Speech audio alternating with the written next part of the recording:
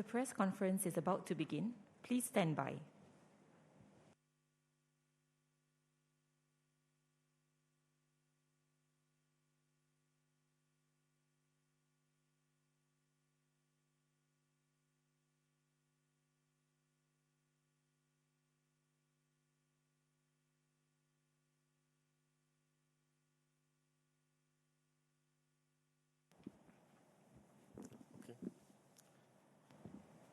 Good afternoon.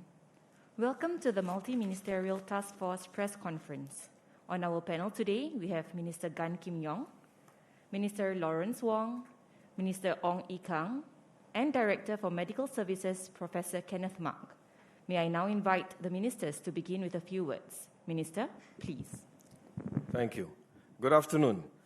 Since the last MTF conference 2 weeks ago, we have seen a rapid increase in the number of locally transmitted cases reported daily. Currently, we are almost at the 1,600 cases, and if the trend continues, the number of cases is likely to double to 3,200 a day by next week, and may even increase beyond that after that. We are also keeping a close watch on the number of serious cases. Today, the number of serious cases is still manageable. However, based on our experience, it takes about a week to 10 days or more for positive cases to show complications. If positive cases continue to rise rapidly, we will expect to see the number of serious cases rise also. In fact, we are already starting to see a rise in the number of persons requiring oxygen, admission into ICUs, and deaths, mostly from cases detected some weeks ago.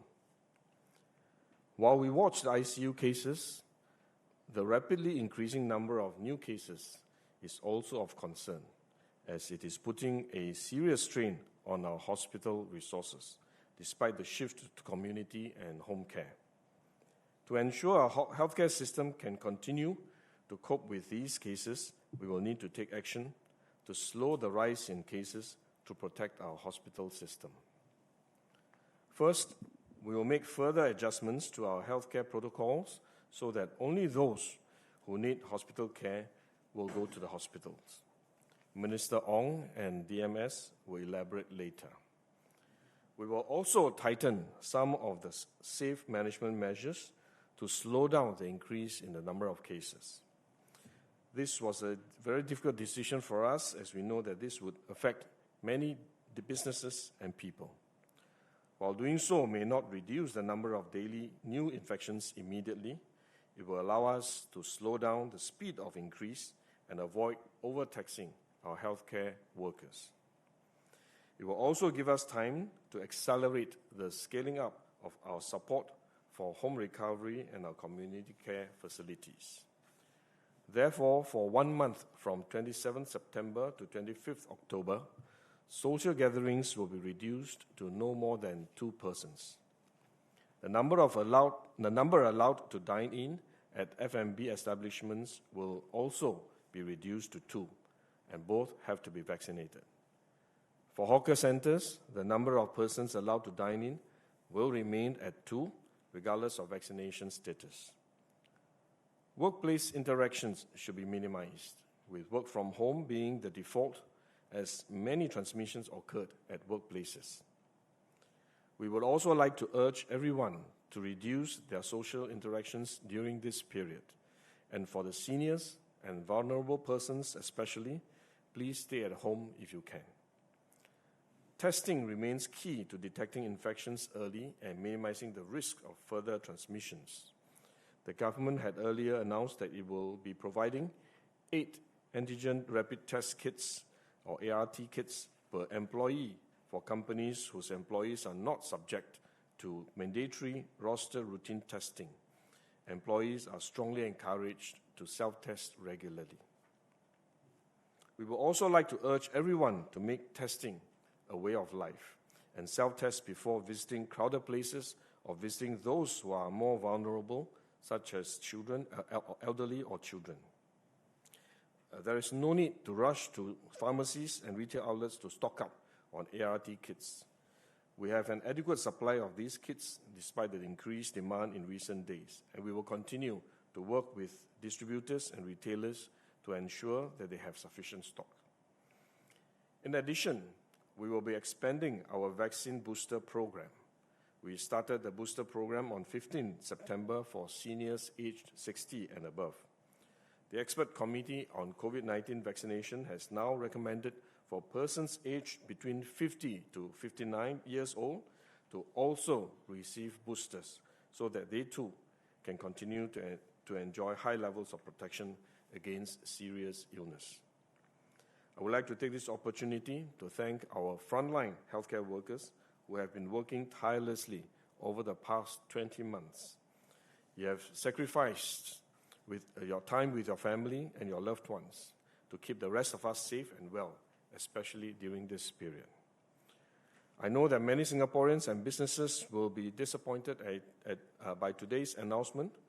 I want to assure you that Singapore remains committed to reopening. We will continue to work with businesses to implement these measures and prepare for reopening. And Singapore will remain connected to the rest of the world. The journey may take longer so that we can do so safely. I seek your patience and support while we adjust our response to ride this wave and future waves of infections. Thank you.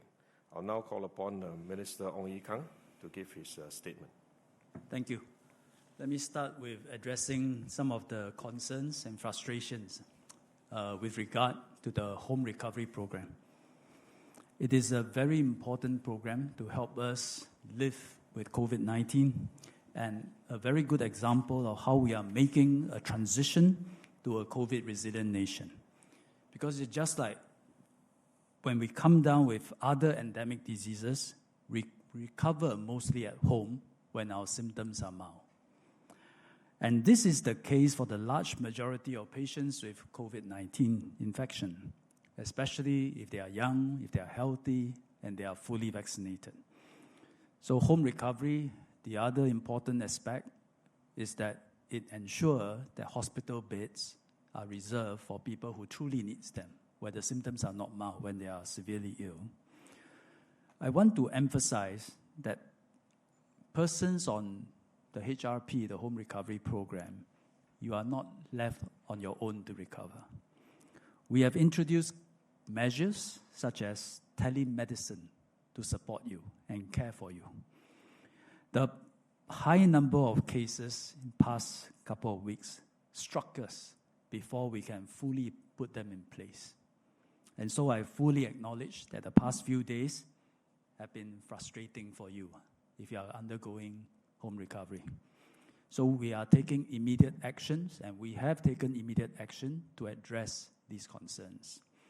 Number one, we are receiving support from the SAF, which has augmented our resources and capability significantly. Second, this allows us to progressively clear the backlog that has accumulated over the past few days. And so we are proactively reaching out to affected individuals, delivering the care packs on request. Third, we have joined their Telegram chat groups. It's very good that they started this to provide support to each other. And we have joined it so that we are able to answer your queries and also at the same time put out many of these common queries and confusion and clearing them through the mass media. So you have noticed full-page advertisements today, starting today. Fourth, we are expanding our hotline operators to assist those who want to have a call and talk to somebody with a query. I must acknowledge that there's even a private sector company that reached out to us and pledged their core operating resources to help us out during this period. Fifth, we are beefing up the telemedicine resources, including roping in private sector primary care providers to provide the telemedicine services. Sixth, we are also getting support from the People's Association so that volunteers can also provide community support to the affected families. And bearing in mind, whatever they do, it has to be contactless. So I'm confident that with all this hard work and all the help and support that we are getting, especially the SAF, the teething issues will be resolved as we speak.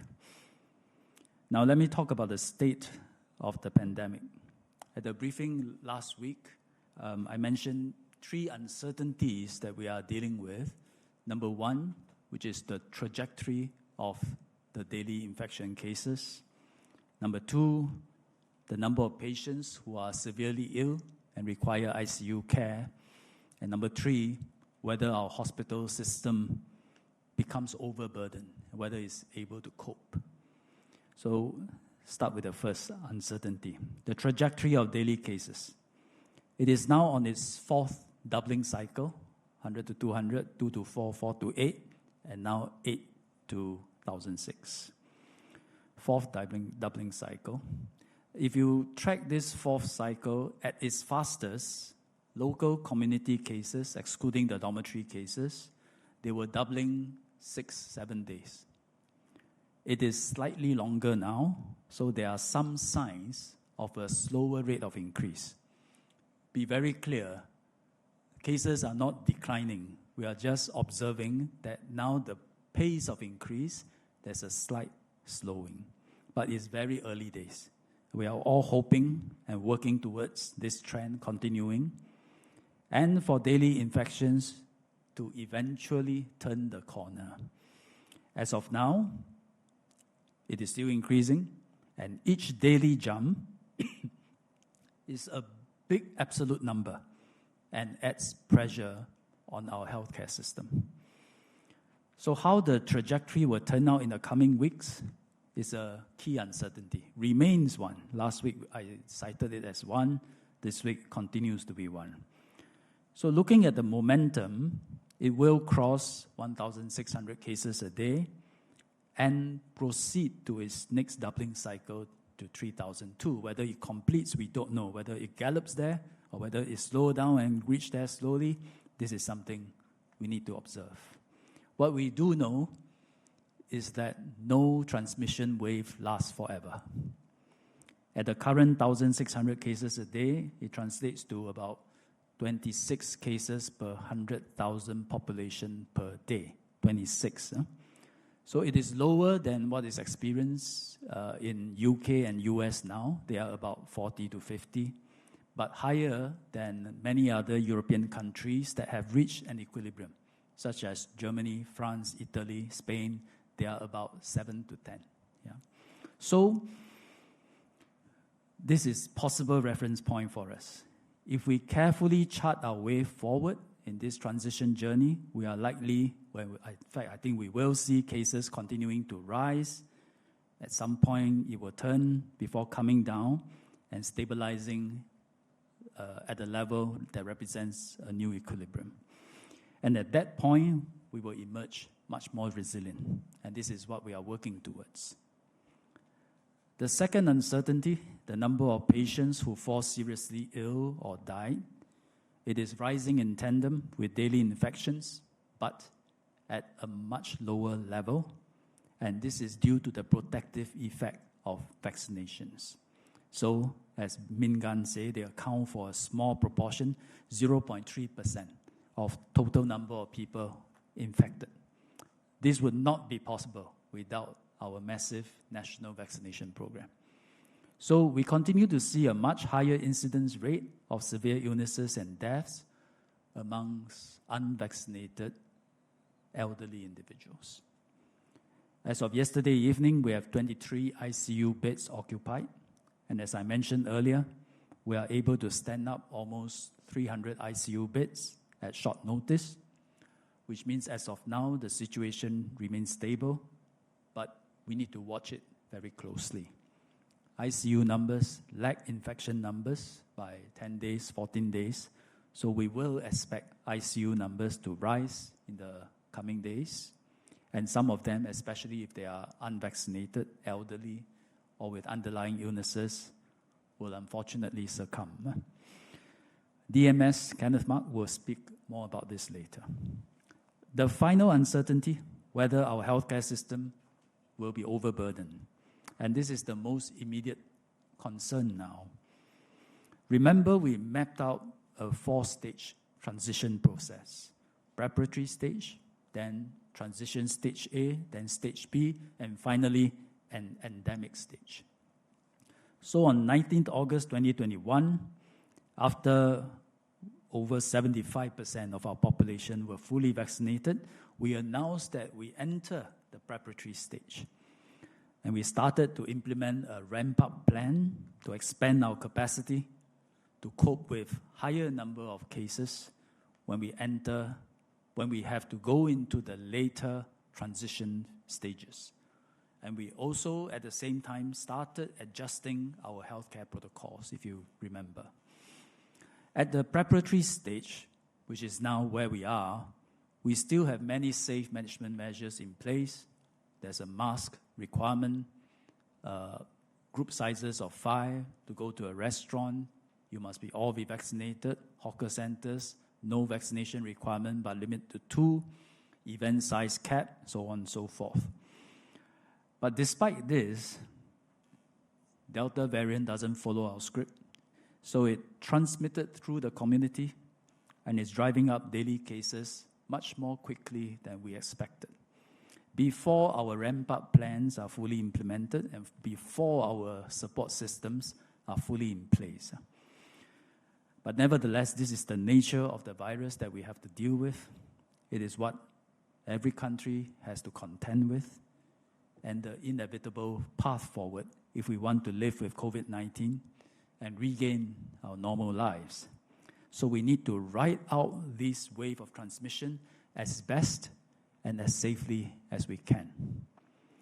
The exponential rise in infections over this very short period of time during the preparatory phase has put our healthcare system under a lot of pressure.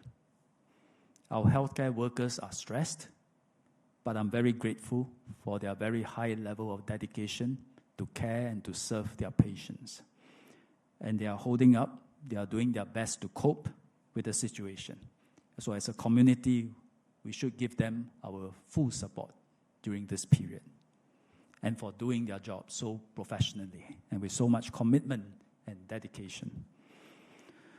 At the same time, we are going to accelerate the implementation of our ramp-up plan.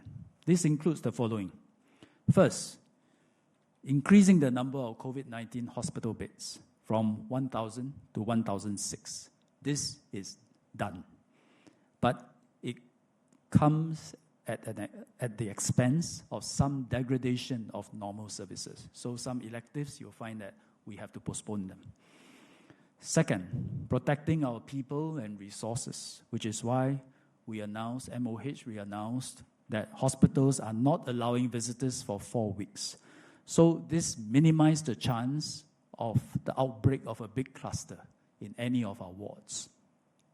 Third, stepping up our CCF, community care facilities, by over 1,000 beds from 3,005 to about 4,600. And this will be done by end of this week. We are able to stand up 1,000 beds because we planned for this when we entered the preparatory phase. So this can be done right now. Fourth, commissioning a new class of facility. Initially, we call it stepped-up CCFs. They are better resourced and better equipped for closer monitoring and management of patients with chronic illnesses. So in fact, after reviewing, we find that they are actually closer to hospital beds than CCFs. And so we have renamed them and call them CTFs, Community Treatment Facilities. We have commissioned about 300 CTF beds this week. First one opened today. And planning to open another 700 beds at Changi Expo and another 200 at Sengkang Hospital. And this will be done in the next couple of weeks. We are seeking help from private sector hospitals as well as the SAF to operate these CTFs. Most importantly, expanding the home recovery program that I spoke about earlier. Today, over 40% of daily cases go on home recovery, and the proportion is rising. And without that, without the home recovery program, the system would have been overwhelmed already. So it is important that we get it right and give everyone on the HRP their proper medical support. CTFs and home recovery are new care models, and DMS will speak more about them later. In addition, we have a good start to our vaccine booster program. It will add a further layer of protection, especially to our seniors. By the end of today, we would have invited about 605,000 seniors above the age of 60 to book their appointments. The uptake has been good and encouraging. So, for example, the first batch of invitations we sent out, almost 70%, and in fact 70%, have taken their injections or booked their appointments. So across all batches of invites, over half has done so, and the numbers are rising. So thank you for that, and I think please come forward, take your jabs and take your boosters. When most have booked their appointments and we know that the crowd is sufficiently spread out, we will open our vaccination centers for walk-ins. As mentioned by Min Gan, the EC19V has also reviewed international and local data on the safety and efficacy of boosters for those in the 50 to 59 age range and has recommended their inclusion in the booster program. MOH agrees with their recommendations, and you will be invited to take your booster shots via SMS next week. With all the above efforts, I believe we can cope with 2,000 to 2,500 cases a day. It will be quite stretched, I must say. So I hope it will be a temporary basis before cases drop rather than on a sustained basis.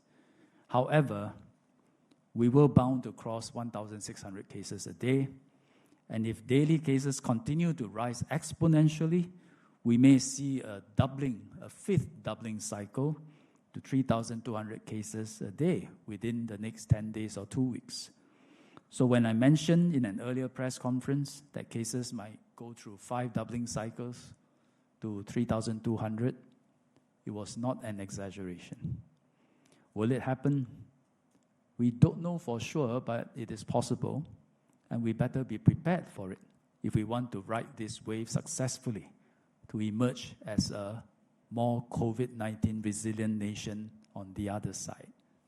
So there are 3 things we need to do. First, even as we prepare ourselves with all the things I said we were doing to handle 2,500 to 3,000 cases a day, we will start activating the plans to be ready to handle 5,000 cases a day. Second, we will need to tap on the brakes to slow down the increase in cases, to spread it out over a longer period of time, rather than a sudden sharp increase that we don't get overrun by the virus. This phrase that I just said, slow down the increase in cases, spread it out over a longer period of time, it is added in by one of our medical experts in MOH. It's quite a profound statement. Maybe I try to explain it a little bit. We spread the cases over a period of time because there is quite a good basis to believe that you want to be resilient to COVID-19, there must be enough antibodies in the society, which means the number of infections actually can't change very much. But you don't want it to happen within a short period of time with a high peak that make our system overburdened and unable to cope. But by tapping on the brakes, you spread it over a longer period of time, still the same number of infections, but we can cope with it. Third thing we must do, and most importantly, each of us need to take care of ourselves and others around us. Get your booster or vaccination if you are an elderly, to get tested and stay home if you are unwell, continue home recovery if you are fully vaccinated and infected. And do cut down on our social activities to do our part to alleviate the pressure on our healthcare system and our healthcare workers. I want to end by reiterating what Minister Gan has just said, which is that we are staying on course to transit to a COVID-19 resilient nation. It is the only way for us to recover from COVID-19 as a people, as a nation. But along the way, we need to adapt and adjust our plans depending on what Delta variant throws at us. We may seem like we are trailing some European countries which are or have reopened and living lives quite normally. But remember, they paid a huge price in human lives, mostly last year, which we will do whatever we can to minimize, which is why we are opening up only after we have vaccinated the vast majority of our population. So we will ride out this wave differently, safely, and successfully. Let me now hand the floor to DMS Kenneth Mark. Thank you very much, Minister.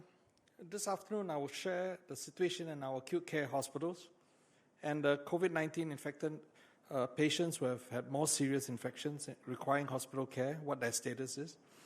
I'll also provide an update on our care models for patients who are well or mildly infected with COVID-19 infection and who can recover safely outside the hospital setting, at home or in the community facilities that we have.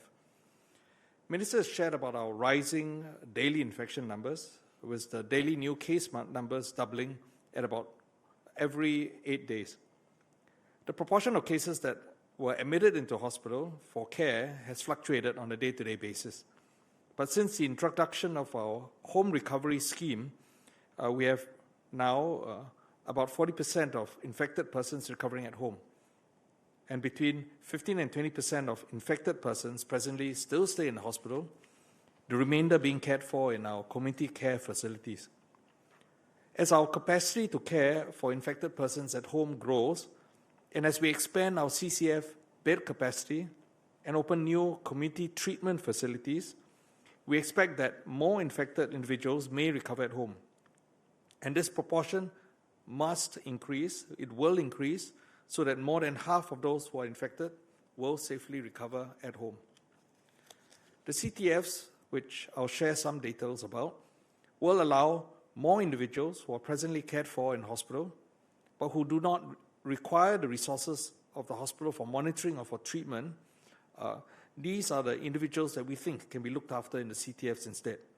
And we expect, as we expand our CTF capacity progressively, the proportion of patients who then need care in the hospital to drop to perhaps about 10%.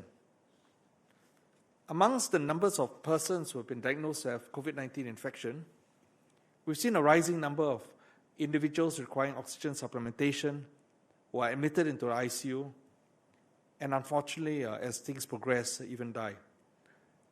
Minister shared the rise in the numbers of sick people in ICU having occurred in tandem with the rise in the overall numbers of infections. Presently, of those who ever needed ICU care or had passed away from COVID-19 illness, unvaccinated cases in the ICU or who have died comprise 1.54% of all unvaccinated cases. Of the vaccinated cases in the ICU who have received care there or who have died, this comprises 0.13% of all vaccinated cases. And this means if you are unvaccinated and get infected, your risk of needing ICU care or dying is nearly 12 times higher than those who are vaccinated but infected. The statistic is grim, but it is consistent with the experience reported in many other countries. So a plea once again, please get vaccinated if you are eligible but have not yet done so. If you have a beloved senior in the family who is still as yet unvaccinated, please encourage or make plans to bring your loved one to a vaccination center as soon as possible. You may think that he or she is protected because he or she doesn't leave the home at all. But we've seen time and time again seniors being infected, not because they left the home, but because infection was brought to them by other household members who were infected but did not have any symptoms of their infection at the time of their visit.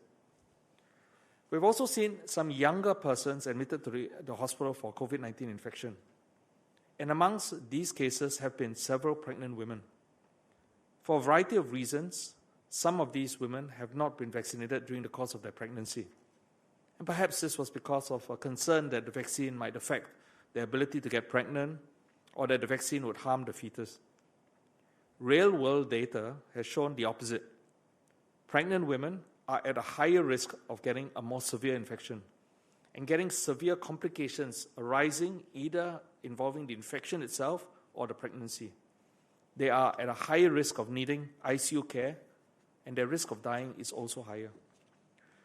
The College of Obstetricians and Gynecologists within the Academy of Medicine Singapore and the Obstetrical and Gynecological Society of Singapore have come up with very strong advice to the public for women who are pregnant to get vaccinated as soon as possible within their pregnancy.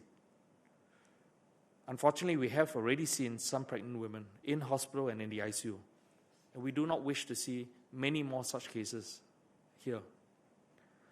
While the overall number of ICU cases remains low and well within our current capacity to accommodate them, we are mindful that the number continues to rise, albeit with a lag of about 1 to 2 weeks, which is time taken from the onset of infection to the time a person starts to show clinical deterioration. And we are concerned that if the trend continues, as shared by Minister, there may come a time when even that overall surge capacity that we have, it may be inadequate. So we are monitoring the situation closely, working closely with our hospitals on our preparations and our plans to increase our ICU bed capacity as needed. Minister has shared that the rate of rise in the community COVID-19 infections being faster than what we had initially projected. And while the overall number of cases admitted into hospital still remains within our overall hospital bed capacity, the rise in numbers on a daily basis burdens our healthcare workers, who are already very busy caring for the existing patients in the hospital.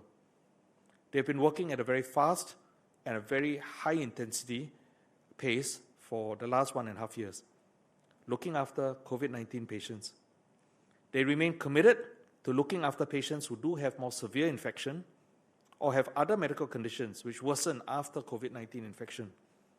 But we recognize that we started from the position of originally admitting all patients with COVID-19 infection into hospitals, and some patients were admitted as a precaution because we recognized they had high risk factors for deteriorating later, but who otherwise currently are mild or have no symptoms.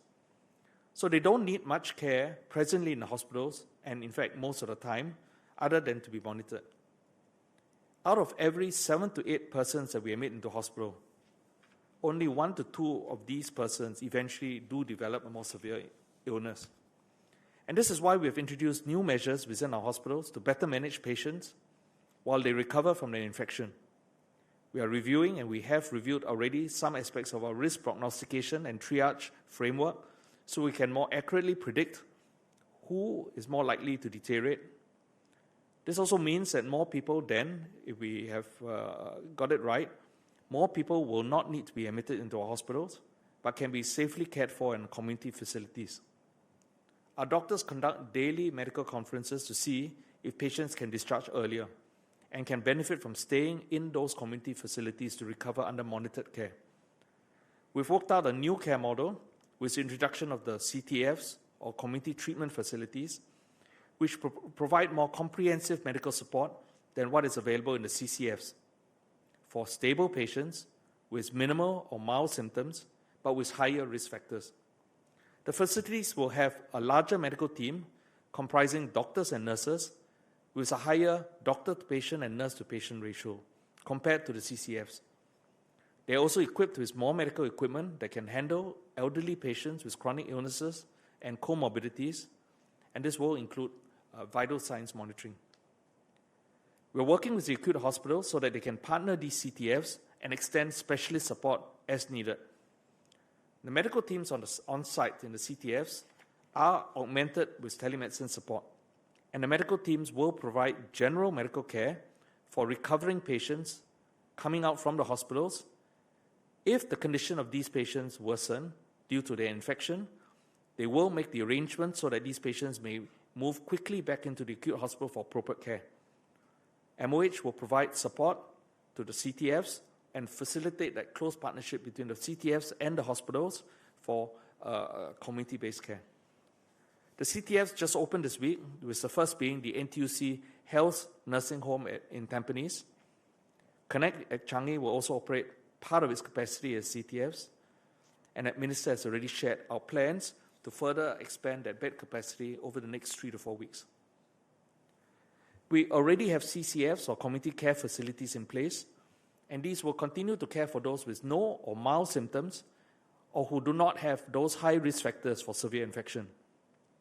While many of them would ordinarily be able to recover at home, these would be individuals who, for a variety of reasons, are unable to safely isolate at home for their recovery. They will also look after some of the clinically well COVID-19 patients who previously were in hospitals, but are making such a good progress and recovery from their illness that they no longer require acute care. There are 10 CCFs operating presently. As for the CTFs, each CCF will have a medical team on site providing primary care for these COVID patients, and the services will again be supplemented by telemedicine services after work hours. We will continue to ramp up the capacity of our CCFs in tandem with the rapid rise in numbers of COVID-19 cases in the community. The home recovery scheme is the default care management model for the majority of our patients who are infected with COVID-19, but who are minimally symptomatic and do not have any of the high risk factors for severe infection. Other patients may have also made a good recovery from the infection and would be allowed to transfer from the acute hospital or the CCFs to complete their recovery at home. For these patients, an assessment is first made to determine whether the home environment is suitable for the safe isolation of the infected person so that there's no risk of spread of infection to other household members or to the neighbors. The person on home recovery must self-isolate. He will be provided with instructions on what to do during his home recovery, and if he does not have a thermometer or pulse oximeter to monitor his own vital signs, a care pack is provided to them. A telemedicine provider is assigned to each person on home recovery, and we expect the telemedicine provider to conduct an initial remote assessment through video conferencing to ensure that the infected person is clinically well and understands his responsibilities and obligations. A home recovery buddy is also assigned, and he will be in touch to provide any assistance needed to settle the infected person to this recovery process at home. The telemedicine providers have worked out ways so that they can be easily accessed at all hours of the day and night by infected persons who feel unwell and need medical assistance. The telemedicine providers also proactively reach out to their assigned patients several times in the first week to monitor their clinical progress. At any time, if the telemedicine providers assess the need for the patients to be further assessed through a physical consultation or needs additional care for their symptoms, the provider will arrange for the person to be conveyed to the hospital for further assessment and treatment. But in the event of a medical emergency, such as they're having very severe symptoms, chest pains, shortness of breath, the sick person may also call 995 to activate an emergency services ambulance to attend to them quickly. Persons under home recovery will monitor their personal health by measuring their temperature, pulse rate, the oxygen saturation rate using the medical devices that we provide. They record these readings at least once a day using a web portal, which then is available for review by the telemedicine providers as needed. The telemedicine providers will also assist to arrange for relevant COVID-19 tests to be administered at home for persons under home recovery before that person can be discharged. As we expand our CCF capacity, we welcome more doctors and healthcare workers to volunteer and support our patients, either in the telemedicine service or as home recovery buddies. And MOH will provide more details soon concerning these schemes. With the tiered level of medical support made available for COVID-19 infected persons, we seek to provide care that's appropriate for their needs. More infected persons do not need hospital care and can safely recover at home. With our refreshed care model, we aim to protect our hospital resources so that those who are more seriously ill can continue to get the care that they need. Thank you.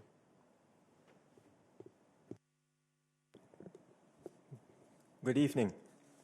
Earlier this month, I had highlighted concerns about the rate at which the virus is spreading and sought everyone's cooperation to scale back your activities and help slow down the transmission.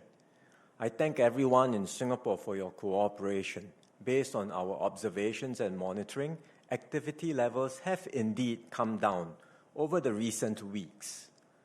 Unfortunately, despite our collective efforts, the virus continues to gain ground. We are now at 1,600 new daily cases, and as you heard just now, if the doubling of the cases continues, we will reach 3,200 by next month. At some point, this wave of infection will crest, but we don't know what the daily numbers will be at the peak or when this crest will happen. Meanwhile, we are seeing tremendous strains on our healthcare system and our healthcare workers, and that's why we need these additional measures to slow down the spread of infection. Minister Gan just now provided a summary of the measures. They will apply from 27th of September till the 24th of October, so that's a 1-month period, which we call the stabilization period, and we will do a midterm review of the measures after 2 weeks. Let me elaborate on what these measures are. First, permissible group sizes for social gatherings will be reduced from a maximum of 5 persons to a maximum of 2 persons. So correspondingly, the maximum number of unique visitors per household will be reduced to 2, and dining group sizes will be reduced to 2 vaccinated persons. For hawker centers, we already allow 2 persons, regardless of vaccination status, to dine in a group, so that remains the same. Essentially, the group size parameter will come down from 5 to 2, and that will have implications for house visits as well as dining.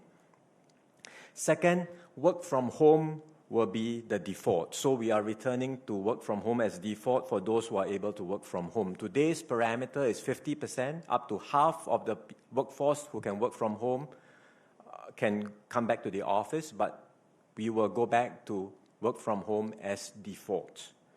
Those who are unable to work from home and have to go back to the office can do so, but we would strongly encourage them to do a self-test using the ART kits once a week.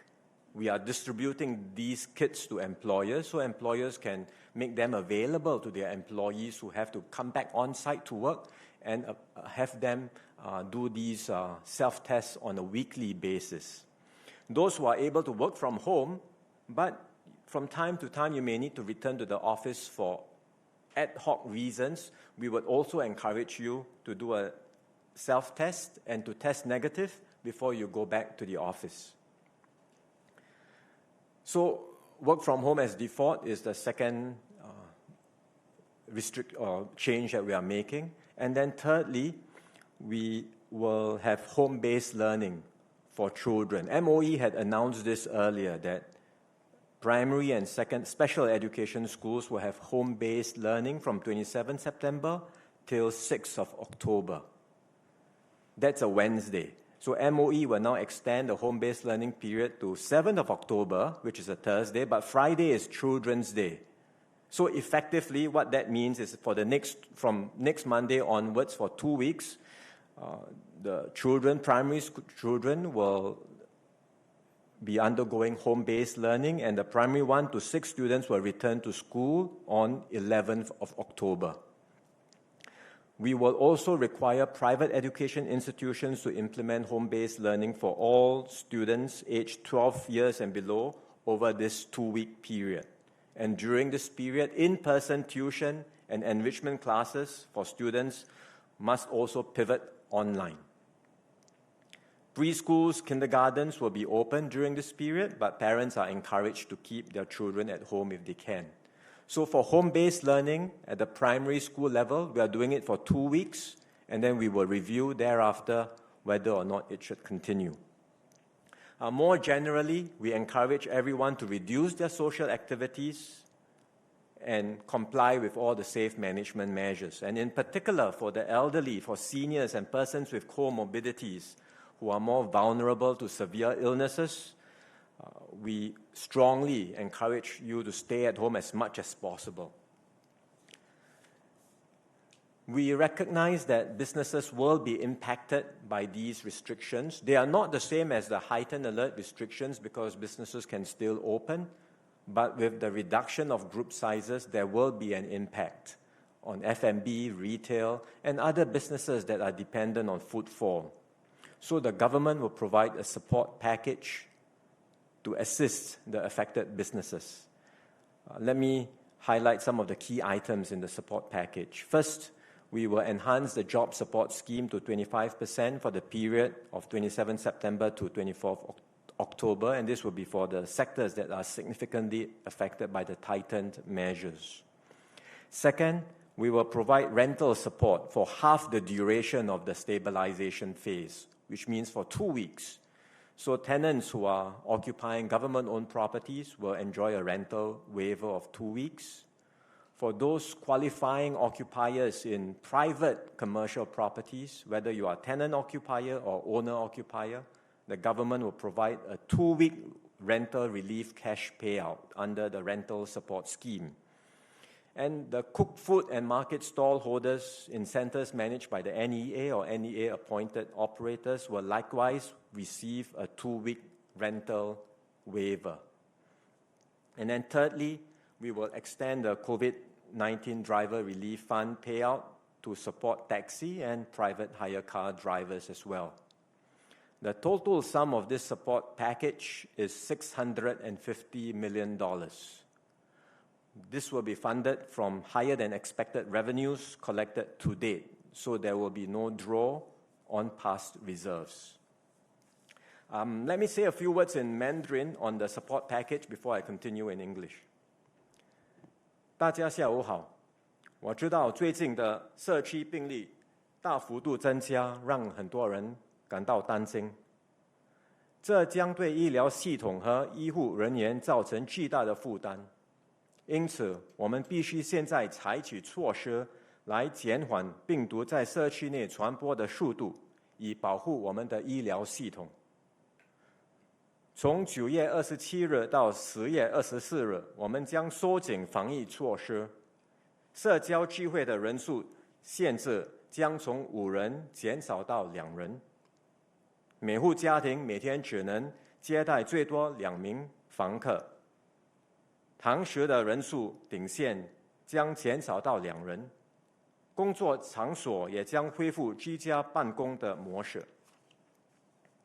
我们将在2个星期后进行中期检讨，决定是否调整措施。为了帮助受影响的行业，政府也将提供援助，这包括雇佣补贴，还有2个星期的租金减免。我了解这是个非常艰难的时期，再一次收紧措施肯定让很多人感到失望。不过，这是有必要的。我们仍然朝着与冠病共存这个目标前进。我也非常感谢大家在这段期间展现了守望相助的精神，尤其感谢前线医护人员的付出和牺牲。让我们继续努力，携手共进，必定能克服这次的难关。谢谢。I share Singaporeans' disappointments on these new restrictions. We had all hoped that we could put these restrictions behind us, especially with our high vaccination rates and with our plans to move forward to a COVID-resilient nation. But the reality is that with the current infection trajectory, our healthcare system and our healthcare workers are facing many pressures. And that's why we had to make this very difficult decision to apply some brakes and to slow down the rate of transmission. I would like to join my co-chairs in assuring everyone that we are still committed to our reopening plans, and we are continuing to stay the course in our journey towards being a COVID-resilient nation. That's why you would have noticed we are much more targeted in our tightening measures this time.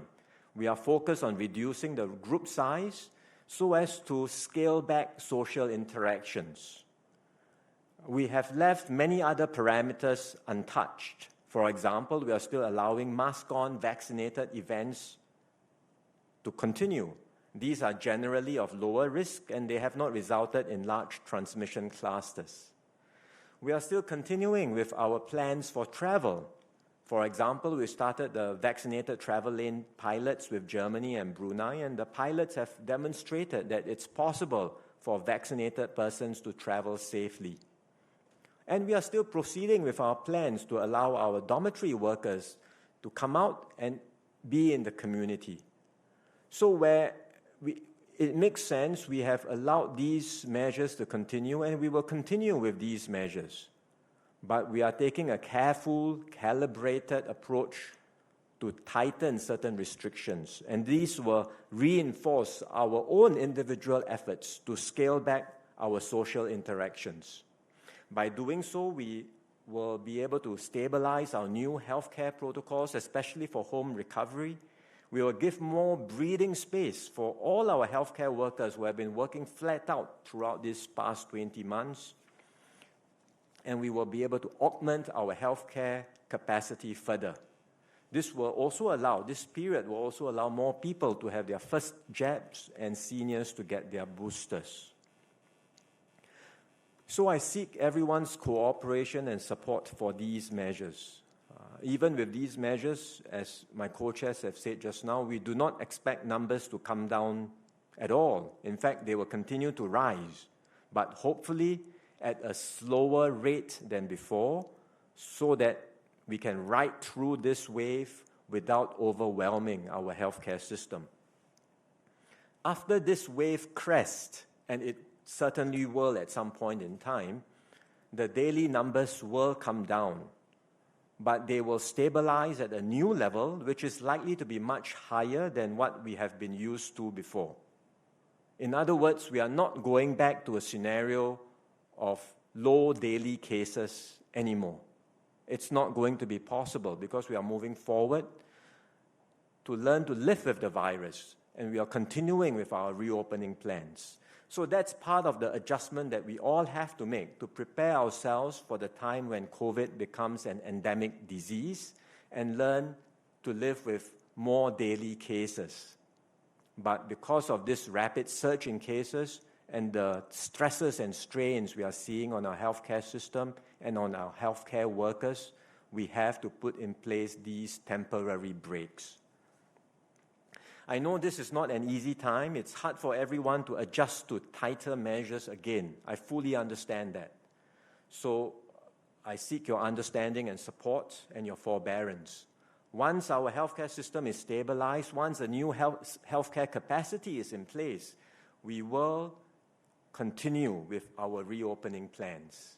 Meanwhile, let's continue to support one another and look out for each other, especially our frontliners and our healthcare workers.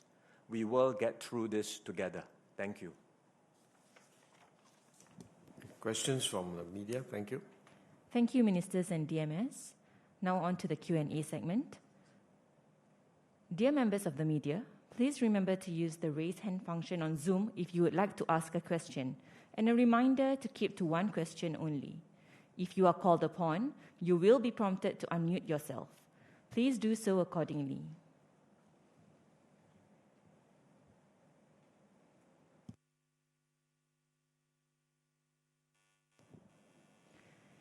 May we have the first question from ST? Ray, please.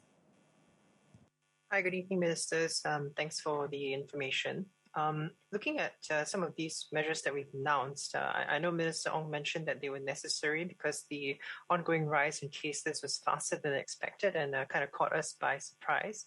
And Minister Wong also mentioned that activity levels did go down over the last few weeks. So can we get a sense of whether you have a theory or whether you have a sense of what was actually causing this unexpected rise in cases?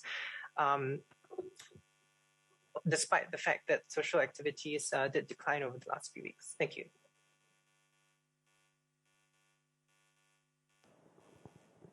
I think we need to understand that the Delta variant is inherently highly transmissible, right? The reproduction rate of the Delta without any safe management measures is easily around 5 or 6. It's very transmissible. With all the safe management measures that we have put in place, with the calibrated reopening that we have put in place, we were able to bring the reproduction rate from a natural rate of 5, 6 down to about 1.5. That's already a significant reduction. But even at 1.5, we are talking about cases increasing, doubling every 8 days or 10 days. And that's the reality. And to bring it further down requires a lot more effort. I think the collective efforts that we have made to scale back activities have helped. They have prevented the reproduction rate from increasing further. We are seeing some signs of it stabilizing. But even at 1.5 or slightly below that, the cases are still rising very quickly. And as I said just now, as we all said, because of the large base of cases, we are seeing stresses, tremendous pressures on our healthcare system and on our healthcare workers. So that's what we are dealing with now, and that's why we are putting in place these measures to allow us the time to settle, stabilize our new home recovery protocols, and also to augment our healthcare capacity. Just to add, and maybe put into context too, I think we are not the only one that experienced this unexpected rise in cases. Most countries went through it, and unfortunately, their surprise came even earlier before they vaccinated their population. So they paid a huge price in having their healthcare system overwhelmed and suffering a very high casualty. We managed to hold on for almost 18 months, 19 months until now. And every country pays a price when you go through such a big wave. And in our case, it's now in the form of a lot of inconvenience, resource strain, and capacity under strain. And because we only encounter this after we have vaccinated fully the great majority of our population. So it is an inevitable path, and this wave, while unexpected, I think we now, at least we have a plan to ramp up quickly to try to meet it and resolve all the ground issues and operation issues. Thank you, Ministers. Can we have the next question from Taupao? Yunto, please. Thank you, Ministers. I was just thinking that most people, especially those who have gotten their vaccinations, they actually hope to regain some kind of normalcy. However, with this latest round of tightening measures, I think many people will see it as a step back. And most Singaporeans, they also feel very confused, some even fatigued about the measures going to and fro. So, and not to mention that in time to come, we are expecting daily infections to rise even further. So, what kind of confidence would you be able to give Singaporeans, that the current strategy to live with an endemic COVID-19 is on track and it's going to work out well? Well, we fully understand the disappointment and frustration by when people hear about these new restrictions. We just want to perhaps call on everyone to also understand that we decided on these restrictions after very careful consideration and deliberation, and only because of the concern that this wave that we are facing, this exponential wave, is already creating tremendous pressures on our healthcare capacity, our healthcare workers, and we do not want this to be overwhelmed. So I hope this will be something that Singaporeans take to heart and that we can all rise up in solidarity to support our frontliners. As DMS said just now, they are working flat out to deal with the daily cases. There are a lot of them, and we need this time to stabilize the system, to add new capacity so that we can be better prepared. As all the co-chairs have already said, we are committed on our reopening plans, and the one indicator that we are committed is, even in this huge wave that we are facing, we are not going back to a heightened alert. We are not going back to a lockdown, but we are carefully identifying specific measures that will help scale back social interactions in order to slow down the rate of transmission. And as I said earlier, if you look at how careful and calibrated we are in doing this, we are not doing this across the board. We are continuing with various other events. Many other parameters have not changed, even during this stabilization period. And certainly after we have ensured the healthcare system is stabilized, after we have put in place the additional capacity over the next few weeks, we will want to continue with our reopening plans, and we are fully committed to that. Perhaps I can add on to explain that it is important for us to have this period of this stabilizing phase to allow us to slow down the increase in the number of cases. I think the number of cases is likely to continue to increase, but we do want to slow down the pace of the increase. The objective of doing so is to provide time for the healthcare system to be able to cope with the large number of cases that we are going to see in time to come. So these measures are not intended to significantly reduce the number or to bring it to zero, like what we have done before with the circuit breaker with the heightened alert. These measures are intended to slow down the increase. This is also a reflection of our determination to live with COVID-19. The plan is not to eradicate it, to bring it down to zero or a low number, but to give us more time so that we have sufficient capacity to be able to cope with a large number of cases that we see every day. In time to come, it may continue to grow, but if we are able to stabilize it, then we will be able to, then we will have our healthcare system will be better able to cope with cases that we see every day. Maybe let me add a few points. We made a lot of progress, and we should be encouraged as a people. First, progress, never take it for granted. We avoided massive deaths that most countries somehow wanted into, overwhelmed, and had to suffer. We avoided that, and because we work together as a people, number one. Number two, we then vaccinate. Today is actually 85% first dose, 82% second dose. Even those seniors above 70 is now 90% vaccinated. And as a result of that, when we see infected persons, over 98% have no symptoms or mild symptoms. That is a tremendous achievement. And so when we talk about our healthcare system responding, we are looking at how to help the final 2%. Yeah, but to help the final 2%, we don't quite know who they are because severe illnesses takes time to progress. We may have to help 10%, 15%, but that's enough to put a lot of strain. But we are learning. The whole Singapore is learning. People are learning from MOH, from hospital. We are learning how to identify these 2% from the outset. If we can identify them from the outset and day one, I think it solves our problem. I think we are working on it. From the people's perspective, we are all also learning how to do home recovery safely. Don't pass to families. And this is new protocols. We have never gone through it before. We are more used to SARS protocol, where everyone is very off and then isolated in a special facility. First time we're going through this because 98% have no symptoms or mild symptoms. And we have to make that work, and we're putting whatever we can to make that work. And we get through all this, even with a wave, 3,000, 4,000, 5,000, we should be able to handle it, provided we go through this together and adapt. And bearing in mind the fundamentals are there, 2% fall quite sick. And as we go through one wave of, hopefully not big waves, but waves like this, there are more and more antibodies in our society, and we'll become more and more resilient. And there will be a point where we settle at a new equilibrium, where we regain our normal lives. But that journey is not easy, and the only way is go through it together.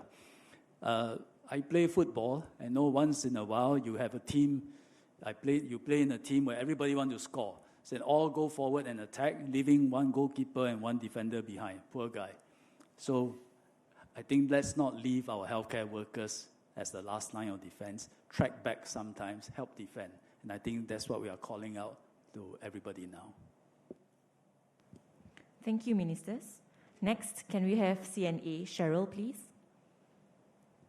Good evening, Ministers. I know you've mentioned that it's hard to predict the peak of the current wave, but at the same time, we're activating plans for up to 5,000 cases a day. So my question is, what is the threshold or point where, or how many cases per day can our healthcare system cope before it fails?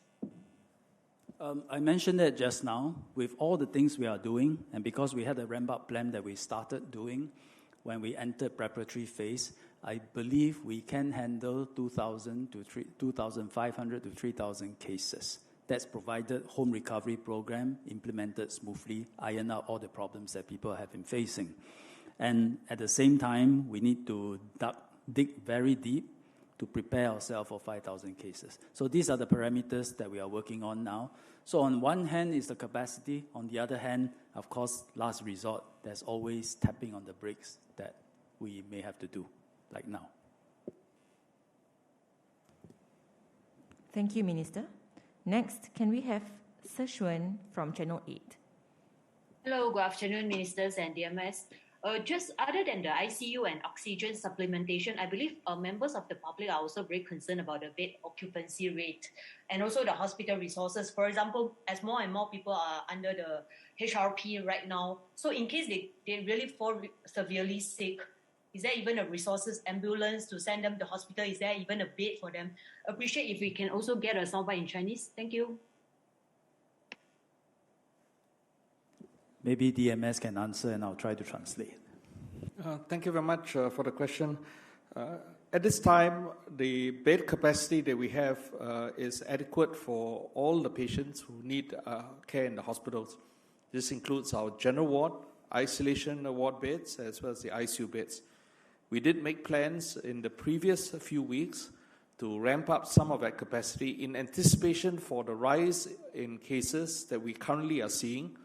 And we still have the capacity to increase the number of beds dedicated for COVID-19 patients.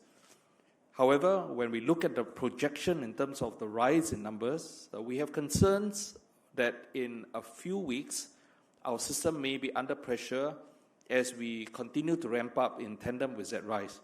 And this is why we have taken steps also to ramp up our capacity to manage COVID-19 cases outside the hospital, whether in community treatment facilities or in community care facilities, and certainly the mainstay being in home recovery. We've set up programs to monitor patients where they are to make sure that they do not drop between the cracks. So if we pick up a person who shows more symptoms, is getting more sick, whether in the community care facilities or at home, we have a commitment to make sure we can extract them out and quickly bring them to the hospital as soon as possible so that they can receive timely care for their medical condition as it worsens, if it worsens. This involves the teleproviders assessing, if needed, triaging, and arranging for evacuation to take place through the ambulance fleet that we have dedicated for this purpose, or if a medical emergency is present, to use the 995 emergency ambulance services who are committed to coming, attending, and bringing patients to the hospital as soon as possible. At this time, our assessment is that the ambulance fleet, the capacity for our telehealth providers is sufficient to meet our current needs and the needs in the coming futures and the numbers of cases in the community rise. That said, we continue to make further plans to ramp up because we want to be prepared and not be caught by increased numbers in the future. The measures that the MTF have taken to try and to slow down the pace of rise in cases is to try and support us in the healthcare setting so that we have sufficient time to ramp up those resources as needed so that we can indeed stand up and be ready for the numbers as they arise in the future. I wouldn't translate that. 最重要一点就是，我们接种了2剂疫苗过后，大致上98%以上得到冠病的病人，轻微或者完全没有症状，所以对他们来说，真的冠病变成一种伤风感冒的这样一个疾病，所以我们居家康复呢，是其实大致上我们接种过疫苗、比较年轻、健康的人，其实都是足够的。即使如此，卫生部不会把你一个人丢在家。我知道前几天我们的系统还没有完全的实行，所以带来很多的不便，所以请大家谅解。我们现在有武装部队的支持，现在增加如火如荼的把这个整个程序、整个体系加强起来，这些问题我们是能够解决的。所以我们在居家康复的人士呢，不要担心，你不会一个人被放在家里，我们会有足够适当的这个支持跟医疗护理。例如这个远程护理服务就是一个例子，身体不舒服的话，可以打一个电话给这个远程护理的医生，让他看一看你的病情。如果真的很不舒服的话，可以打995，救伤车会把你送到医院去。但是很重要的一点就是，要这个整个流程要成功的话，我们的病床不可以太过爆满。其实不需要爆满的，因为像我所说的，现在大致上的病人受过接种疫苗过后，都是轻微或者没有症状的，所以尽量的，如果身体还好的话，只是有点发烧、喉咙痛、一点咳嗽，不需要跑到医院去，不需要跑到紧急救护室去，在家康复，就等于省了一个医院的病床给更需要的人去接受这个医疗服务。所以为了减轻我们的这个医院的负担呢，我们现在设立了这个 CTF， 就叫做社区治疗设施。这个社区治疗设施呢，他们的设备呢都比较接近医院，所以一些比较年长者，可能会有一些疾病的年长者，我们就把他们安置在那里，可以观察他们的风险，他们得到严重疾病的风险会比较高，所以我们把他们放在那边。所以现在这个星期呢，已启用了大约300张的这个 CTF 床位。在计划来几个星期，我们也会在新加坡博览中心启用多700个床位，盛港医院会启用多200张床位。这样一来，一大批的这个得到冠病的病人可以安置在那里，就不需要征用到我们医院里的床位。就这样的一个计划下，我相信我们可以很好的照顾我们所有的病人。Let me add on to say that I think Min Ong has explained that there are additional capacity being brought on stream, including community treatment facilities. But it's important for us not to test the limit, don't stretch it to the limit, because the virus behavior will change from time to time, and we are still discovering new things about the virus. So let us work together to avoid testing the limit and do what we can, each doing our part, whether it's recovering at home, whether it's staying at home to avoid social interaction or minimizing social interaction, or to work from home as much as possible. This way we help to preserve the hospital capacity for those who really need the capacity. So I hope I can appeal to Singaporeans to work with us to play our part to help to preserve the hospital capacity and to give our healthcare workers some relief so that they can concentrate on caring for those who really need the hospital care. Thank you. Thank you, Ministers and DMS. We will now take the last few questions. Next, can we have Chen Lin from Reuters? Good evening, panelists. I would like to ask, have Pfizer and Moderna applied for full approval for their COVID-19 vaccines in Singapore? And is Singapore considering making them mandatory, especially for the seniors, if the vaccines get the full approval? Thank you. Can I just clarify the first part of the question? Were you asking whether they've applied for full registration? Yeah, correct. Yes. So at this point in time, they have not submitted an application in for full registration. They've done so in the US. Pfizer has successfully obtained that full registration with the FDA. My understanding is Moderna's application is still being reviewed, but they haven't submitted the data yet. So we have yet to complete the evaluation process that will convert them from a PSA to a full approval status at this point in time. We look forward, though, to that data being submitted in the near future. And once that data has been reviewed by our healthcare regulator, HSA, and if HSA thinks the data is more robust enough to allow for that full registration to take place, that gives us greater confidence knowing that we can then use both mRNA vaccines across different settings. At this point in time, because both of these vaccines have as yet not received full registration, they're still only PSA approved, the Ministry of Health has not made any plans to propose for mandatory vaccinations using these vaccines. Thank you, DMS. Next, can we have Philip from Bloomberg?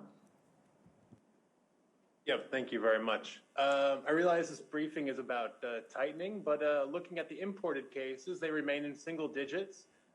Experts suggest doing away with quarantines as not worth putting thousands of people in isolation. So I wonder if this is something you're considering. And if you could clarify something that the DMS had mentioned in the tech briefing, that the numbers might actually, in the current trajectory, go up from 3,000 to 6,000, and yet we're preparing for just 5,000. If you could clarify on that point, please. Thank you. Let me deal with the first part on travel and travel measures. I think all of you are familiar with the system we have put in place.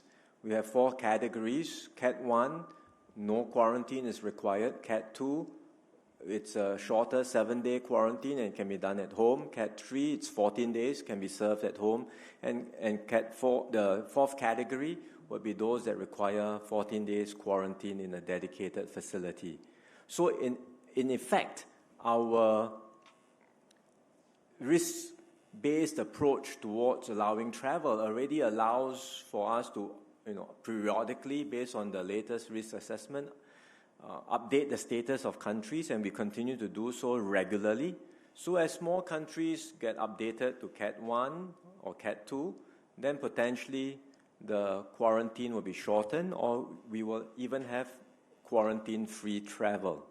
On top of that, this is the base system that we have in place, 4 categories. But on top of that, we are continuing with vaccinated travel lanes, as I highlighted earlier. The 2 pilots that we had started with Germany and Brunei show very promising results. We had more than 1,000 people travel, and we only picked up 1 case, and this was done, even before that person came into Singapore. So we think it's possible for vaccinated travel to happen and for vaccinated persons to travel safely.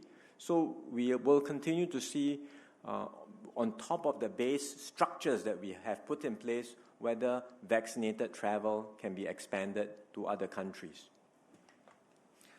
Philip, to clarify the numbers that I mentioned in a different platform, that was during the tech briefing we had earlier, there's no discordance with information that's being brought out at this media conference. At that particular briefing, I shared our concern about numbers continuing to rise and double every 8 days. If it continues to double from, say, 1,005, we would easily see 3,000 the next week. And if we don't do anything there to cause that curve to dip or to bend the curve, so to speak, then we would easily see another doubling. And another doubling means from 3,000 to 6,000. So the number that was mentioned was in relation to the concern that if the trend continues unrestricted along the current trajectory, that's the sort of numbers we will see. But we are not letting that trend continue as it is. We are doing something to try and slow down that rate of progression. we are putting in place measures that we hope would reduce the social interactions that people will have in the community. And if we can reduce those social interactions, we hope that will allow that spread to retard a bit. And if it retards a bit, we may not ever see that number.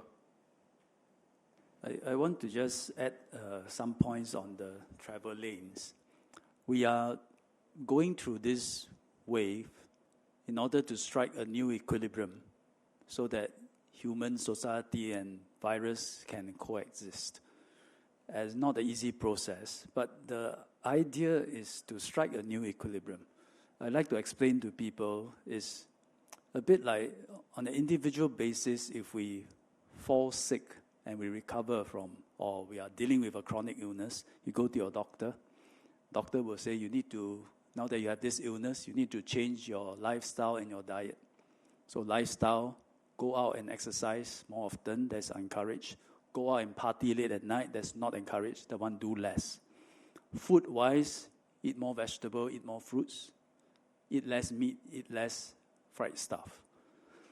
And usually we don't tell the doctor, this is confusing. Why is it that some things I do more, some things I do less? You know, it's clearer if I do everything more, I do everything less. We don't say that because we intuitively we understand we are striking a new equilibrium, a new balance. And that's what we are doing now. Where activities are driving up cases too high and adding pressure on our healthcare system, we need to do less and need to dial back a bit.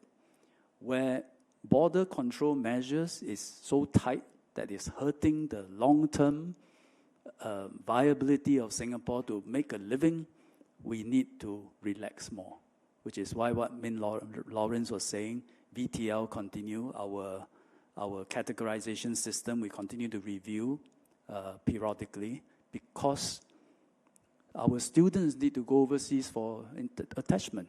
All our workers in businesses, MNCs, they do need to travel to meet partners, suppliers, customers, visit their factories and operations.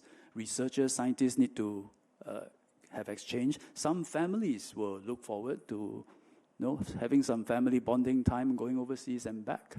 So all this over-restriction will have a long-term damage too to our economy. And likewise, we were mentioning earlier that foreign workers, dormitory workers, they have been in their dorms for so long. We are starting a pilot to let them out, and I think it's the only sustainable way to do things. So finding equilibrium in a way that is sustainable for the long term. Some things you'll find that we have to loosen, some things we need to tighten. That is the phase that we are transiting in order to coexist with the virus. Maybe let me reassure Philip and the rest that we are continuing our discussion on the opening up more vaccinated travel lanes as well as other travel facilities. This is something that is ongoing, and even now you will probably see that we have increasing number of workers returning to Singapore because it is also important for some of our construction jobs, for example, to restart so that they can complete the BTO flats as soon as possible. So some of these are continuing, and we are continuing to explore opportunities for VTLs. But at the same time, we also have to bear in mind that the pilot with Germany and Brunei only started a few weeks ago, and the results, as Minister Wong mentioned, is very encouraging. We have just one case being picked up, and therefore we are expanding the VTL channel. And also we are also allowing businessmen who are serious businessmen who need to travel around the world. Their headquarters is in Singapore. If we do not allow them to travel in the region, it's just not possible to operate out of Singapore. So for some of these very critical business travels, we are facilitating so that business can continue. Otherwise, Singapore will be cut off from the rest of the world, and this will cause permanent damage to our economy and to our future. So it's something that we have to adjust, we have to calibrate, but we have to do so safely as well. Thank you, panelists. The final question comes from Fasiha from Mothership. Hi, Minister. So I'd like to ask, in terms of the strain on healthcare workers, can we have a sense of percentage of the number of hospital staff who are affected with COVID-19? And how will MOH deal with this should there be a shortage of staff? Thank you very much for the question. I don't have data today on the number of healthcare workers who are affected with COVID, but we will see whether it's possible to compile some of the information from our hospitals and make that available to the media. We have been reviewing the situation in our hospitals, the manpower status. We are always concerned, no matter what that number is, about healthcare workers that are not able to then continue in their duties, and we would want to make sure then that our essential services are not compromised within our hospitals, our healthcare institutions. So we've been working very closely with our hospitals to fine-tune their processes to ensure then that these services don't get adversely affected. That includes cohorting arrangements, teaming arrangements to make sure that business continuity policies are in place and actively practiced.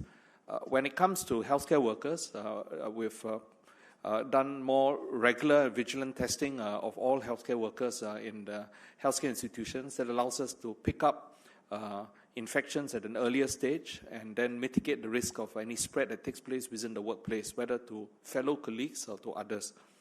Our healthcare workers provide direct patient care using enhanced personal protective equipment regimes or PPE regimes, and we have assessed that and are confident that when they are using these PPE regimes, the risk of spreading infection to patients, in fact, is extremely low. So to date, with good compliance to these PPE regimes, we are confident that even if a healthcare worker were infected, the chance of other patients being infected would not be high. But nonetheless, as a precaution, those that are under direct care by that particular healthcare worker, we would be isolating them, testing them, but we no longer draw wide lockdowns, wide quarantine rings as we used to do before. So all of us remember when Tan Tock Seng Hospital had to undergo the equivalent of a lockdown of the entire hospital as a result of several clusters of cases arising and a concern about potential spread to other patients, other colleagues and staff and visitors. We've fine-tuned our processes so much that when other cases and clusters arise in other hospitals, we no longer need to lock down an entire hospital, but a lot more targeted in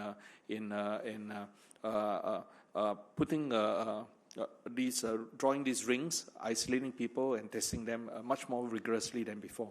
And we think with these approaches, it will be possible for us then to mitigate the situation when healthcare workers then get infected.